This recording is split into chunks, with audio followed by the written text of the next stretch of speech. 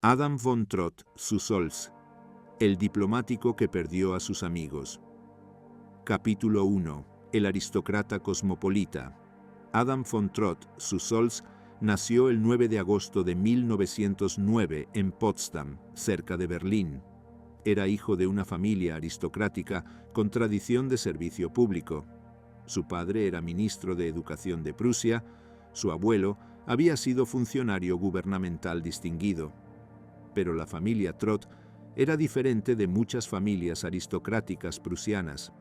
Eran intelectuales, cosmopolitas, con conexiones internacionales. La madre de Adam tenía ascendencia estadounidense.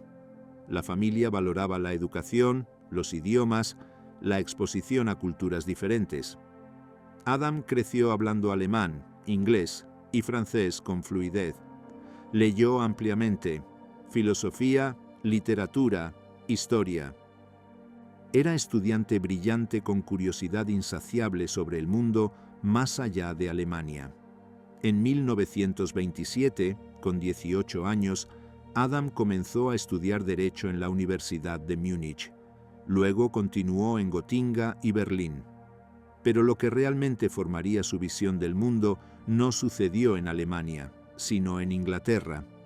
En 1929, Adam pasó varios meses en Inglaterra perfeccionando su inglés. Quedó fascinado por la cultura británica, el respeto por la tradición combinado con pragmatismo político, el sistema parlamentario que equilibraba estabilidad con cambio, la cultura de debate civilizado. Y en 1931, Adam recibió la oportunidad de su vida. Fue aceptado como Rhodes Scholar en Balliol College, Oxford. Era uno de los programas de becas más prestigiosos del mundo, diseñado para crear líderes internacionales y promover entendimiento entre naciones. Oxford transformó a Adam von Trott. Durante los siguientes 2 años se sumergió completamente en la vida intelectual británica. Estudió filosofía, política, economía. Participó en el Oxford Union, el famoso club de debate. Conoció a algunos de los intelectuales más brillantes de su generación y formó amistades que creía durarían toda la vida. Capítulo 2. Las amistades de Oxford. En Oxford, Adam von Trott se movía en círculos de élite intelectual británica. Eran los futuros líderes de Gran Bretaña, diplomáticos, políticos, académicos, periodistas. Y muchos se convirtieron en amigos cercanos de Adam. Uno de los más cercanos era David Astor, hijo del magnate de periódicos Lord Astor. David y Adam se hicieron amigos íntimos. Pasaban horas discutiendo filosofía, política, el futuro de Europa. David admiraba la inteligencia de Adam, su idealismo, su compromiso con crear un mundo mejor.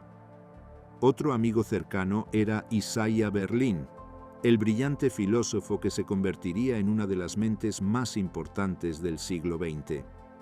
Berlin y Trott debatían apasionadamente sobre ética, política, la naturaleza de la libertad. También estaba Stafford Cripps, político laborista que más tarde sería canciller del Exchequer, y Sheila Grant Duff, periodista y activista política con quien Adam tuvo relación romántica complicada. Estos amigos veían a Adam como uno de ellos, un europeo ilustrado, comprometido con valores democráticos, opuesto al nacionalismo extremo. Era el tipo de alemán que demostraba que no todos los alemanes eran nazis militaristas. Era puente entre culturas. Para Adam, estas amistades eran profundamente significativas. Representaban su visión de cómo debería ser Europa. Una comunidad de naciones unidas por valores compartidos, respeto mutuo, cooperación intelectual. No importaba que él fuera alemán y ellos británicos. Compartían compromiso con civilización, justicia, razón. En 1933, cuando terminó su tiempo en Oxford, Adam regresó a Alemania, pero mantuvo contacto cercano con sus amigos británicos, visitaba Inglaterra regularmente escribía cartas largas, discutía desarrollos políticos, y cuando Hitler llegó al poder en 1933, las cartas de Adam a sus amigos británicos se volvieron más urgentes. Intentaba hacerles entender que no todos los alemanes apoyaban a Hitler, que existía oposición seria al nazismo dentro de Alemania, que personas como él estaban trabajando para resistir desde dentro. Sus amigos británicos querían creerle, pero también estaban cada vez más preocupados. ¿Cómo podía Adam, como alemán honorable, siquiera permanecer en Alemania bajo Hitler? ¿Por qué no emigraba como muchos otros alemanes antinazis? Adam les explicaba, precisamente porque no todos podían emigrar. Alguien tenía que quedarse y resistir desde dentro. Alguien tenía que intentar salvar lo que pudiera salvarse de Alemania. Era argumento que sus amigos entendían intelectualmente, pero emocionalmente se estaba abriendo una brecha. Capítulo 3. El dilema del servicio. Después de regresar de Oxford, Adam von Trott enfrentó la decisión que enfrentaban miles de profesionales alemanes educados. ¿Qué hacer bajo el régimen nazi? ¿Podía emigrar? Tenía credenciales académicas excelentes. Hablaba inglés perfectamente. Tenía conexiones en Inglaterra y Estados Unidos. Habría sido relativamente fácil para él obtener posición académica en el extranjero. Pero emigrar significaba abandonar Alemania a su destino. Significaba que la única Alemania que el mundo vería sería la Alemania nazi. Significaba rendirse sin luchar. Adam decidió quedarse, pero con la determinación de resistir desde dentro del sistema. En 1936, después de completar sus estudios legales, Adam comenzó a trabajar como referendario, aprendiz legal, en el sistema judicial alemán. Era trabajo técnico, pero le daba perspectiva sobre cómo el régimen nazi estaba pervirtiendo el sistema legal alemán. Luego, en 1938, tomó una decisión extraordinariamente controvertida. Se unió al Ministerio de Relaciones Exteriores del Reich. Para sus amigos británicos, esto era casi traición. El Ministerio de Relaciones Exteriores era parte del aparato del Estado nazi. ¿Cómo podía Adam, que afirmaba oponerse a Hitler, trabajar para el régimen? Adam les explicó su razonamiento. Precisamente porque se oponía al nazismo, necesitaba estar en posición donde pudiera hacer algo al respecto. Como diplomático, tendría acceso a información sensible. Podría viajar internacionalmente. Podría establecer contactos con gobiernos extranjeros. Podría trabajar desde dentro para moderar las políticas alemanas y eventualmente ayudar a derrocar al régimen. Era lógica que sus amigos del círculo de Kreisau, como Helmut von Moltke, entendían. Pero sus amigos británicos estaban cada vez más escépticos. ¿Cómo podían distinguir entre Adam, el antinazi genuino trabajando dentro del sistema, y los muchos alemanes que afirmaban ser opositores moderados mientras servían lealmente al régimen? La brecha se ensanchaba. Capítulo 4. El conspirador diplomático. A través de sus conexiones familiares y profesionales, Adam von Trott fue reclutado para la red de resistencia contra Hitler, no por conspiradores militares, sino por el grupo que se convertiría en el Círculo de Kreisau. Adam conoció a Helmut von Moltke probablemente en 1938 o 39. Los dos hombres se conectaron inmediatamente. Ambos eran aristócratas con educación internacional. Ambos creían en resistencia basada en principios morales, no solo en oposición táctica a Hitler. Ambos imaginaban una Alemania democrática y europea después del nazismo. Adam se convirtió en miembro central del Círculo de Kreisau. Asistía regularmente a las reuniones en la finca de Moltke. Contribuía particularmente a discusiones sobre política exterior, cómo una Alemania post-Hitler se relacionaría con otros países europeos, cómo se negociaría la paz, cómo se reconstruirían relaciones internacionales. Pero Adam también tenía papel único entre los conspiradores. Era el enlace con el mundo exterior. Como diplomático en el Ministerio de Relaciones Exteriores, Adam tenía razones legítimas para viajar internacionalmente. Podía visitar países neutrales como Suiza y Suecia, y ocasionalmente, con permisos especiales, podía incluso visitar países enemigos con propósitos diplomáticos. Adam usó estos viajes para intentar establecer contacto con gobiernos aliados. Quería transmitir un mensaje simple pero crucial. Existe oposición seria a Hitler dentro de Alemania, incluyendo elementos en posiciones de poder, y esta oposición está preparada para derrocar al régimen si los aliados están dispuestos a negociar términos de paz razonables con un gobierno alemán post-Hitler. Era misión casi imposible, y lo llevaría directamente a la tragedia más dolorosa de su vida. Capítulo 5. El viaje a América. En 1939, Adam von Trott hizo un viaje extraordinario. Visitó los Estados Unidos durante varios meses, supuestamente para investigación académica sobre política exterior estadounidense. En realidad, era misión de conspiración. Adam intentaba establecer contactos con funcionarios estadounidenses influyentes. Quería hacerles entender que existía una otra Alemania más allá del nazismo, que intelectuales, diplomáticos y oficiales militares alemanes estaban planeando derrocar a Hitler, que Estados Unidos debería estar preparado para trabajar con un gobierno alemán post-Hitler. Adam se reunió con varias figuras importantes.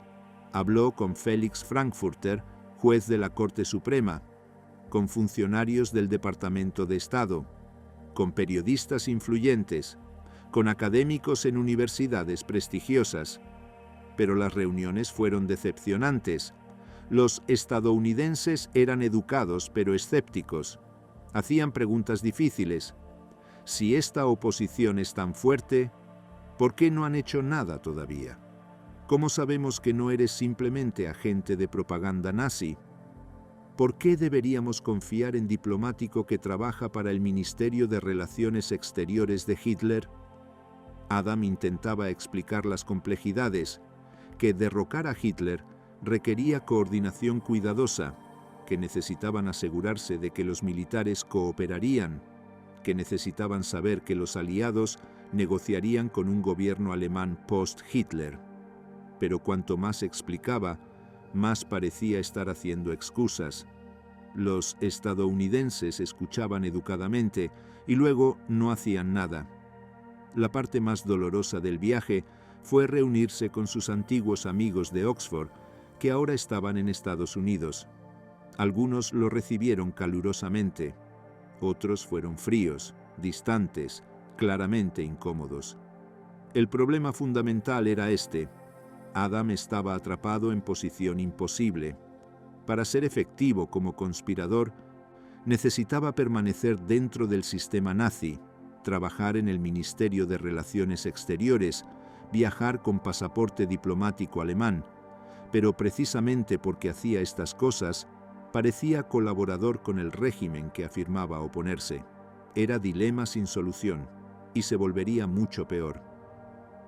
Capítulo 6. Guerra y traición. 1 de septiembre de 1939. Alemania invadió Polonia. 3 días después, Gran Bretaña y Francia declararon la guerra a Alemania. Para Adam von Trott, esto fue desastre personal además de catástrofe internacional. Ahora estaba literalmente en guerra con sus amigos británicos.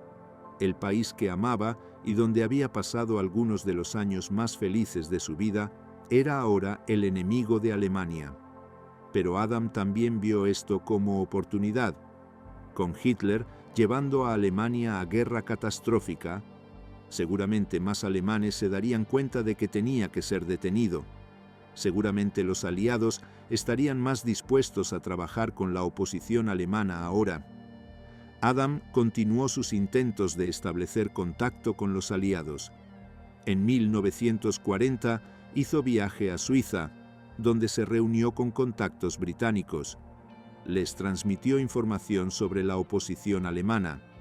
Les aseguró que el golpe contra Hitler estaba siendo planeado activamente. La respuesta británica fue fría. Winston Churchill, ahora primer ministro, había dejado clara su política: rendición incondicional, sin negociaciones con ningún gobierno alemán, sin distinciones entre nazis y no nazis. Alemania sería derrotada completamente, y luego los aliados decidirían qué hacer con el país.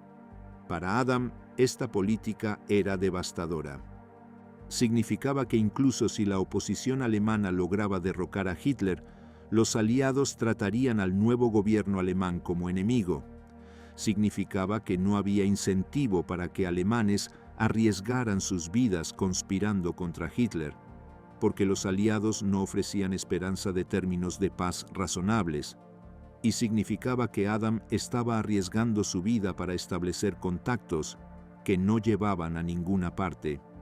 Pero continuó intentando, porque no podía aceptar que todo estuviera perdido, que la única opción era guerra hasta la destrucción total de Alemania. Capítulo 7. El rechazo de los amigos. Lo más doloroso para Adam von Trott durante los años de guerra no fueron los fracasos diplomáticos. Fue el rechazo personal de sus amigos británicos. Algunos de sus antiguos amigos de Oxford ahora trabajaban en el gobierno británico. David Astor trabajaba en inteligencia. Stafford Cripps era ministro importante en el gabinete de guerra de Churchill. Isaiah Berlin trabajaba para el Servicio de Información británico en Washington. Adam intentó hacer contacto con ellos a través de canales secretos. Escribió cartas transmitidas a través de Suiza. Envió mensajes a través de diplomáticos de países neutrales. Intentó reunirse con ellos cuando viajaba. Algunos respondieron con frialdad educada. Otros simplemente no respondieron. Y algunos respondieron con rechazo explícito. David Astor, que había sido uno de los amigos más cercanos de Adam, escribió carta devastadora.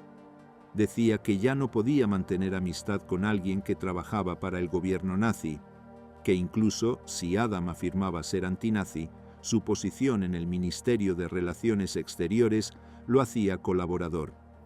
Que Adam debería haber emigrado si realmente se oponía a Hitler. Para Adam, esta carta fue como puñalada. David había sido amigo íntimo. Habían compartido sueños sobre Europa unida y pacífica. Y ahora David lo rechazaba como nazi. Isaiah Berlin fue más sutil, pero igualmente hiriente. En Memorándum para Inteligencia Británica, Berlin escribió que aunque Adam probablemente era sincero en su oposición personal a Hitler, no se podía confiar en él, que trabajaba para el régimen nazi y por lo tanto sus lealtades eran ambiguas, que los británicos no debían trabajar con él. Estas valoraciones circularon en círculos gubernamentales británicos. Efectivamente, pusieron a Adam en lista negra. Los oficiales británicos tenían instrucciones de no trabajar con él. Adam estaba atrapado. Sus amigos lo veían como nazi. Los nazis lo veían con sospecha porque tenía tantas conexiones británicas. Estaba en tierra de nadie, no confiado por ningún lado. En cartas a su familia, Adam escribió sobre la soledad profunda de su posición. Estoy intentando construir puentes entre mundos que se rechazan entre sí. Cada lado me ve como traidor. Los nazis me ven como anglófilo demasiado amigable con el enemigo. Los británicos me ven como nazi disfrazado. La verdad es que soy alemán que ama tanto a Alemania como los valores de la civilización occidental. Pero eso es posición que nadie entiende en tiempo de guerra. Capítulo 8. El Círculo de Kreisau. A pesar de sus fracasos diplomáticos, Adam continuó participando activamente en el Círculo de Kreisau. Si no podía lograr nada trabajando con los aliados, al menos podía ayudar a planear la Alemania post-Hitler. En las reuniones en Kreisau, Adam era particularmente vocal sobre política exterior. Argumentaba apasionadamente que Alemania post-Hitler tendría que renunciar a toda pretensión de dominación europea, que tendría que aceptar pérdidas territoriales significativas, que tendría que pagar reparaciones, que tendría que someterse a alguna forma de supervisión internacional durante período de transición. Eran posiciones difíciles de defender entre algunos conspiradores que esperaban que Alemania pudiera retener al menos algunas ganancias territoriales. Pero Adam era implacable. Alemania había iniciado guerra de agresión y cometido crímenes masivos. No podía esperar términos generosos. Sin embargo, Adam también argumentaba que los aliados tenían que ofrecer alguna esperanza, que si simplemente exigían rendición incondicional sin ninguna promesa sobre cómo tratarían a Alemania después, estaban garantizando que la guerra continuaría hasta destrucción total, que alemanes racionales solo derrocarían a Hitler si podían esperar algo mejor que aniquilación. Era posición matizada que reflejaba el pensamiento sofisticado de Adam, pero también reflejaba su desesperación creciente. Estaba defendiendo políticas que sabía que los aliados habían rechazado. En las discusiones del Círculo de Kreisau sobre la estructura de Alemania post-Hitler, Adam contribuyó significativamente. Apoyaba sistema federal descentralizado. Creía en democracia parlamentaria, pero con salvaguardas contra demagogia que había destruido a Weimar. Argumentaba que Nueva Alemania tenía que estar fundamentalmente orientada hacia Occidente, integrada en comunidad europea más amplia. Estas discusiones eran estimulantes intelectualmente, pero también tenían calidad cada vez más irreal. ¿De qué servía planear el gobierno post-Hitler si no podían derrocar a Hitler? ¿Y cómo podían derrocar a Hitler si los aliados no cooperarían? Para 1943, Adam estaba luchando con desesperación. Había dedicado años a la resistencia. Había arriesgado su vida repetidamente. Había perdido amistades que valoraba profundamente. ¿Y para qué? Hitler seguía firmemente en el poder. La guerra continuaba y los aliados no mostraban ningún interés en trabajar con la oposición alemana. Capítulo 9. Hacia el 20 de julio. En 1944 quedó claro que si iba a haber un golpe contra Hitler, tendría que ser pronto. La invasión aliada de Francia era inminente. Los soviéticos avanzaban desde el este. El tiempo se agotaba. Adam von Trott conoció a Klaus von Stauffenberg a principios de 1944. Los dos hombres se conectaron inmediatamente. Ambos eran aristócratas con educación excepcional. Ambos habían llegado a la conclusión de que Hitler tenía que morir. Ambos estaban dispuestos a arriesgar todo, pero tenían desacuerdo fundamental sobre los aliados. Stauffenberg, como muchos conspiradores militares, había llegado a creer que los aliados nunca negociarían con Alemania mientras la guerra continuara, que el golpe tenía que hacerse sin ninguna garantía de los aliados, que era cuestión de honor alemán, no de cálculo estratégico. Adam no estaba completamente convencido. Seguía creyendo que alguna señal de los aliados haría el golpe más probable de tener éxito, que sin esperanza de términos de paz razonables, incluso oficiales alemanes que odiaban a Hitler podrían no apoyar el golpe. Pero Adam también reconocía que no tenían el lujo de esperar condiciones perfectas. Hitler tenía que ser detenido. Si eso significaba actuar sin garantías de los aliados, que así fuera. En las semanas previas al 20 de julio, Adam estuvo profundamente involucrado en los preparativos. Ayudó a coordinar entre los conspiradores civiles del Círculo de Kreisau y los conspiradores militares alrededor de Stauffenberg. Trabajó en proclamaciones que serían emitidas después del golpe. Preparó listas de diplomáticos que serían contactados inmediatamente después de la muerte de Hitler. Y en sus últimas cartas antes del golpe, Adam reflexionó sobre el significado de lo que estaban a punto de hacer. Sabemos que probablemente fracasaremos.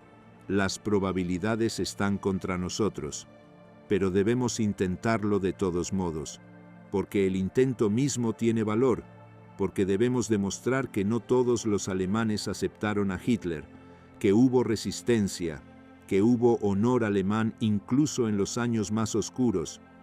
Eran palabras proféticas, porque el golpe fracasaría, y Adam pagaría el precio final. Capítulo 10. El 20 de julio de 1944. Adam von Trott estaba en su oficina en el Ministerio de Relaciones Exteriores cuando escuchó la noticia. Stauffenberg había colocado la bomba. Hitler estaba supuestamente muerto. La operación Valkyria estaba en marcha. Adam sabía exactamente qué debía hacer. Como parte del plan, se suponía que debía ir inmediatamente al Wendler Block, el edificio del alto mando de la Wehrmacht, donde Stauffenberg y otros conspiradores estaban coordinando el golpe. Adam corrió al Wendler Block. Allí encontró escena caótica. Algunos oficiales seguían las órdenes de Valkyria, otros esperaban clarificación. Nadie sabía con certeza si Hitler estaba muerto o vivo. Durante las siguientes horas, Adam trabajó frenéticamente. Ayudó a redactar proclamaciones, intentó contactar a diplomáticos extranjeros en Berlín, coordinó con otros conspiradores civiles, pero gradualmente quedó claro que algo había salido terriblemente mal. Los informes de la guarida del lobo eran confusos. Algunas fuentes decían que Hitler había muerto, otras decían que solo había sido herido, y luego, devastadoramente, Hitler estaba en la radio, vivo, hablando al pueblo alemán, denunciando a los traidores que habían intentado asesinarlo. El golpe había fracasado. En el Wendler Block, el pánico se extendió. Oficiales que habían apoyado el golpe comenzaron a cambiar de bando. Tropas leales a Hitler rodearon el edificio. Stauffenberg, Olbricht y otros líderes del golpe fueron arrestados y ejecutados esa misma noche. Adam logró escapar del Wendler Block antes de que fuera completamente sellado. Regresó a su apartamento y esperó el arresto que sabía que vendría. No tuvo que esperar mucho. Capítulo 11. El arresto 25 de julio de 1944, 5 días después del golpe fallido. La Gestapo llegó al apartamento de Adam von Trott. Lo arrestaron y lo llevaron a la prisión de la Gestapo en Berlín. Durante los siguientes días, la Gestapo interrogó exhaustivamente a los conspiradores capturados. Bajo tortura, muchos revelaron nombres, y el nombre de Adam von Trott salió repetidamente. Había estado en el Wendler Block el día del golpe. Había participado en las reuniones del Círculo de Kreisau. Había intentado establecer contactos con los aliados. Era evidencia más que suficiente para condena de muerte. Durante los interrogatorios, Adam intentó proteger a otros. Cuando le preguntaban sobre personas específicas, a menudo minimizaba su participación. Decía que habían sido simplemente conocidos sociales, no conspiradores activos. Intentaba desviar la atención de los interrogadores hacia sí mismo. No está claro cuánto éxito tuvo. La Gestapo estaba torturando a docenas de conspiradores y los nombres salían de múltiples fuentes, pero al menos Adam lo intentó. Durante las semanas en prisión esperando juicio, Adam reflexionó sobre su vida y sus elecciones. Había dedicado años a intentar construir puentes entre Alemania y Occidente. Había perdido amigos, había arriesgado todo y había fracasado en todo. Hitler seguía vivo, Alemania seguía en guerra, sus amigos británicos lo habían rechazado y ahora esperaba ejecución. ¿Había valido la pena? En momentos oscuros, Adam dudaba. pero luego recordaba por qué había hecho lo que había hecho, porque era lo correcto, porque tenía que intentar detener el mal incluso si las probabilidades de éxito eran pequeñas, porque el intento tenía valor moral incluso si fracasaba.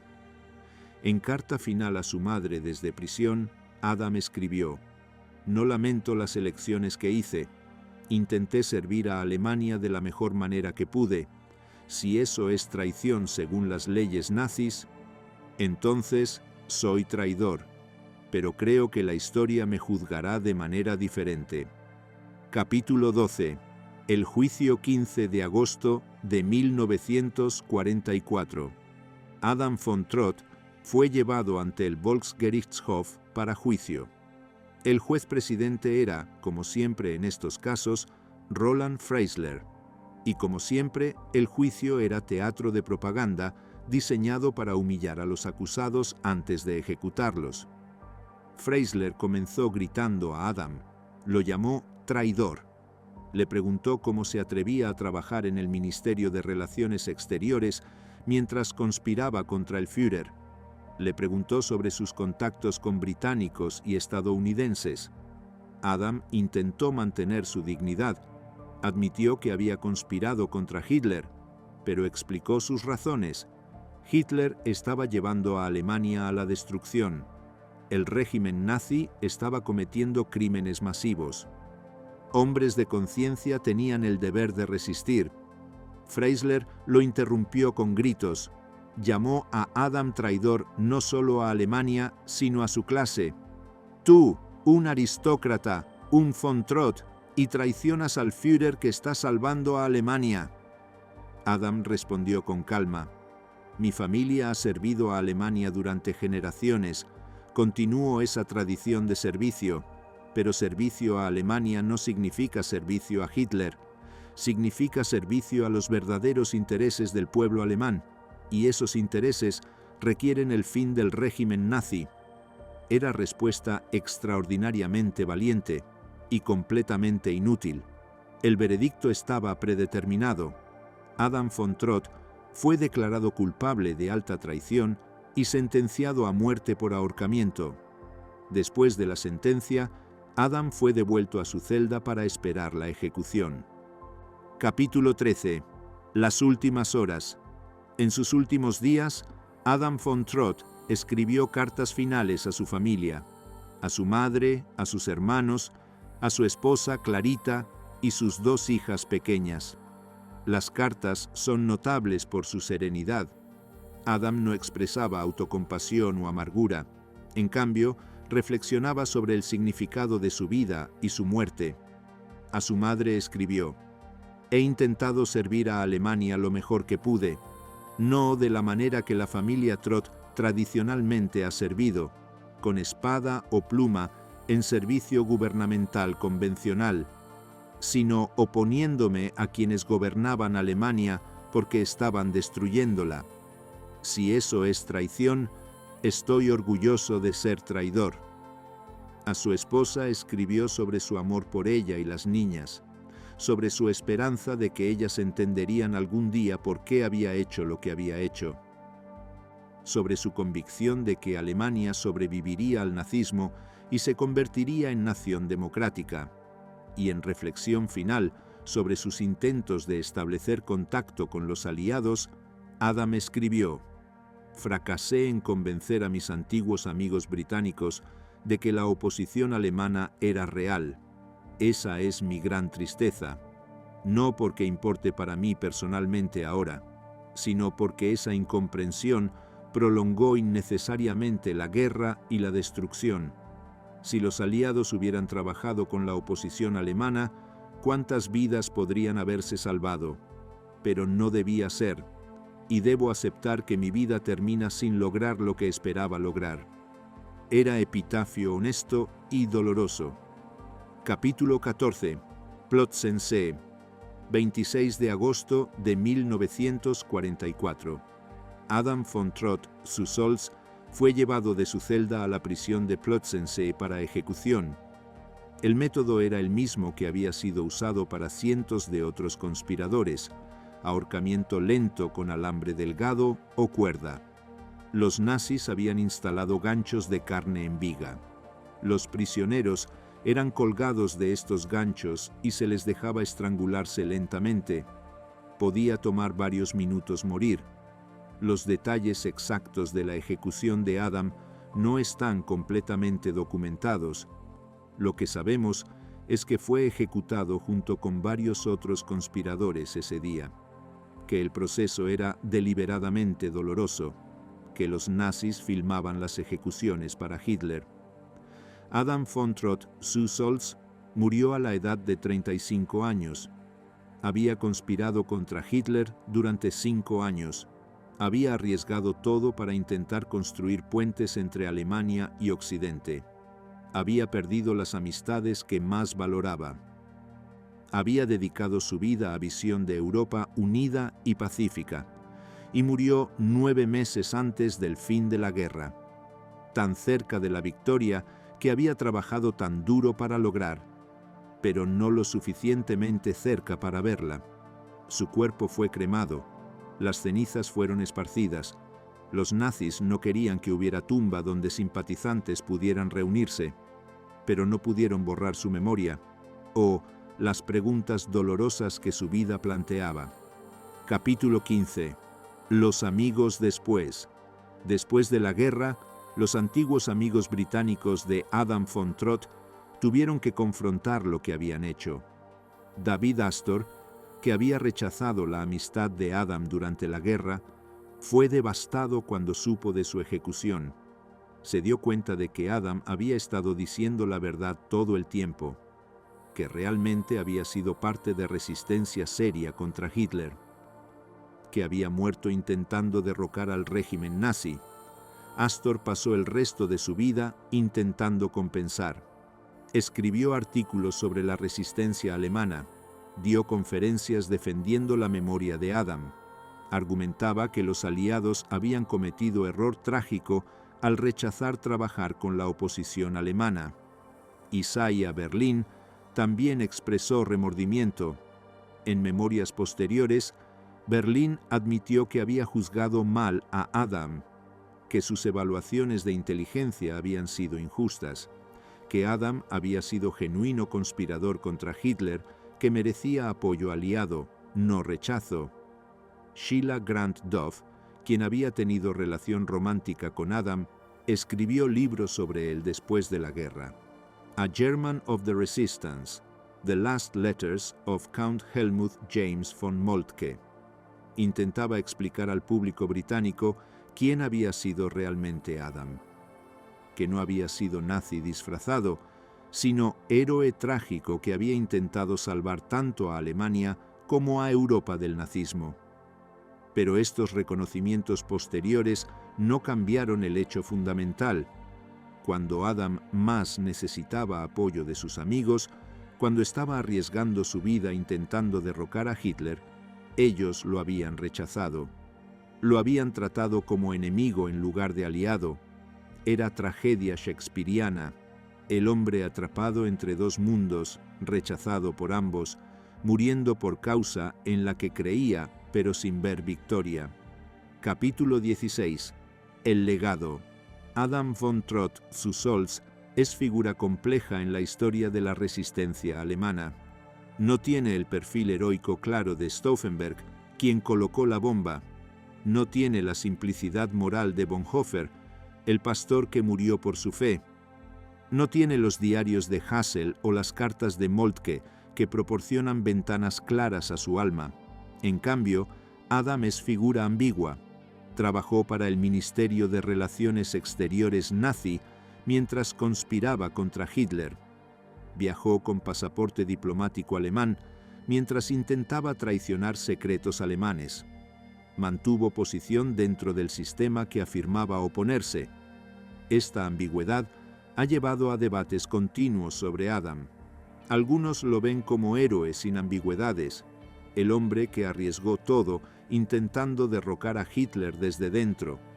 Otros lo ven como figura más problemática. ¿Realmente se opuso al nazismo o simplemente quería salvar a Alemania de la derrota? La evidencia sugiere que Adam era genuino. Sus cartas privadas muestran desprecio profundo por el nazismo. Su participación en el Círculo de Kreisau demuestra compromiso con visión democrática de Alemania. Su presencia en el Wendler Block el 20 de julio prueba que arriesgó su vida en el golpe. Pero la ambigüedad de su posición levanta pregunta más profunda.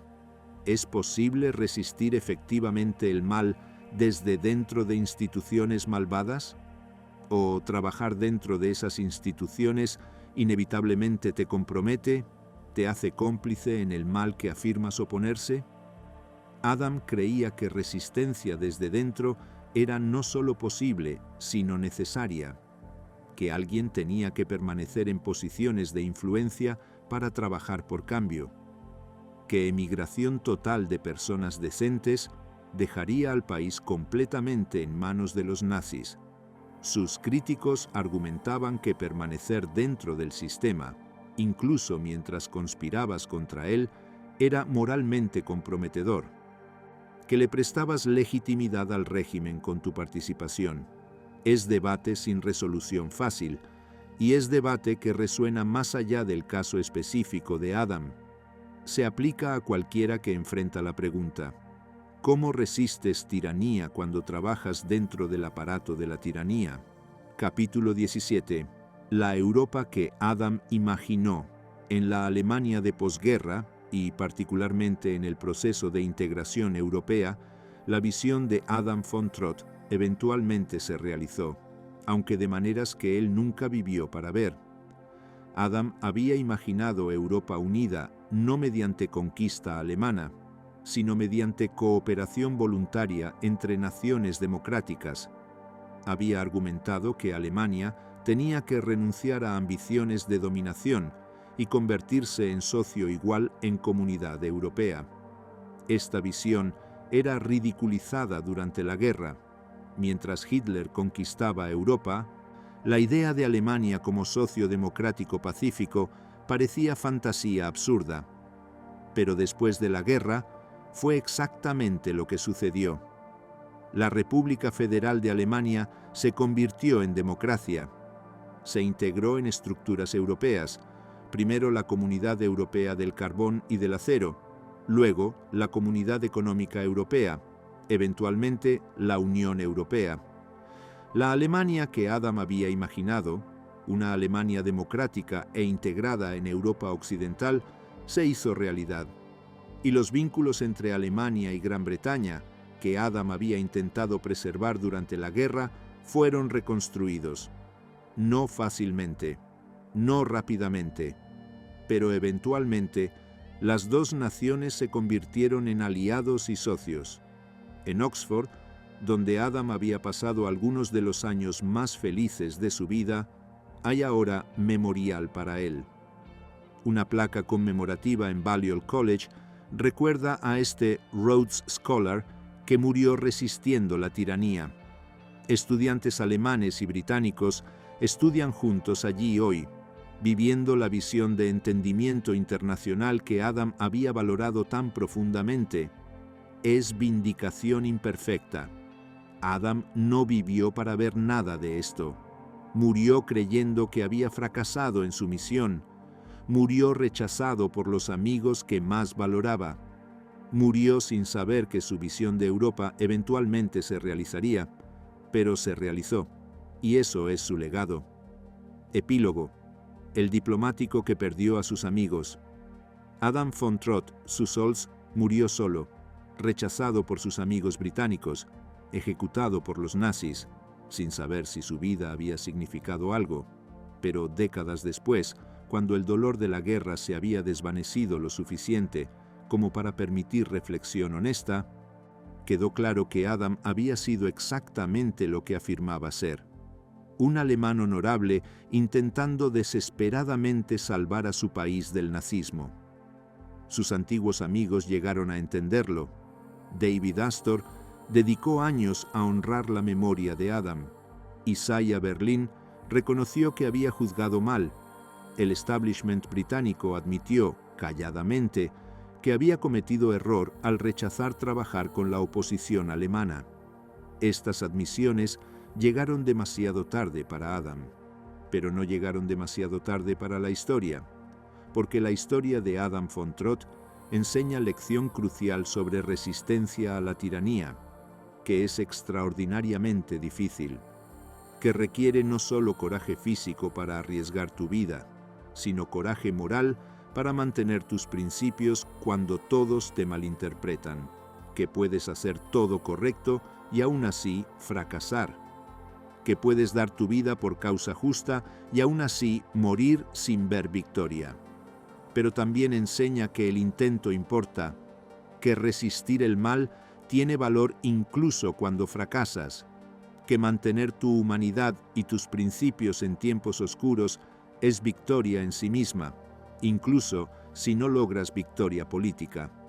Adam von Trott zu Solz no detuvo a Hitler, no salvó a Alemania de la destrucción, no preservó las amistades que valoraba, fracasó en casi todo lo que intentó lograr, pero testimoniaba contra el nazismo, contra el odio, contra la desesperación.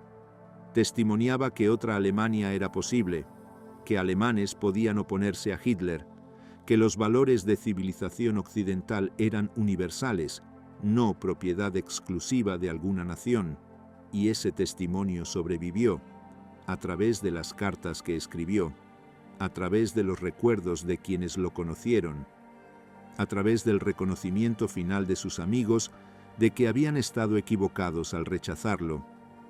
En Berlín, hoy, hay calle nombrada en su honor. Hay placa conmemorativa en el sitio de Plötzensee, donde fue ejecutado. Su nombre está inscrito en monumentos a la resistencia alemana. Pero quizás su memorial más apropiado está en Oxford, donde todo comenzó, donde un joven alemán aristócrata vino a estudiar y formó amistades que creía durarían para siempre, donde aprendió a amar Inglaterra y los valores británicos, donde soñó con Europa unida en paz. Esas amistades se rompieron, pero la visión sobrevivió y se hizo realidad. Esa es la historia de Adam von Trott zu Solz, el diplomático que perdió a sus amigos, pero ganó la historia.